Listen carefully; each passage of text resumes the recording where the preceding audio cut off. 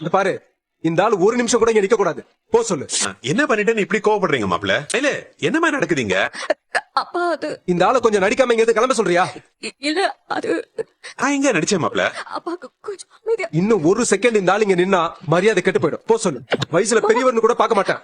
அப்படியே கழுத்தை முடிச்சு வெளியே தள்ளிடுவேன். மாமா, விடுங்க மாமா, நானே கூட்டிட்டு போயிடுறேன். பாப்பா வாங்கப்பா, கிளம்புங்கப்பா, வாங்கப்பா கிளம்புங்கப்பா, நீங்க வாங்கப்பா. ஏப்பா அங்க நின்னுட்டு இருக்கீங்க? அவதான் கூப்பிடுறேன், வாங்கப்பா. எனவே நான் நெருப்பு மேல நிக்கிற மாதிரி நிக்கிறேன். இருக்கிற பிரச்சனை எல்லாம் சமாளிக்கிறதுக்குள்ள நான் போய் சேர்ந்துருவேன் போல. இதுக்கு மேல என்னால இதெல்லாம் சமாளிக்க முடியாது. நீங்க கிளம்புங்கப்பா, நீங்க கிளம்புங்கப்பா, பிளீஸ்ப்பா கிளம்புங்கப்பா. சரிம்மா, நீ அழுவாதம்மா. அப்பா போறேம்மா. நான் அப்பாவா அனுப்பிட்டேன். சந்தோஷம்.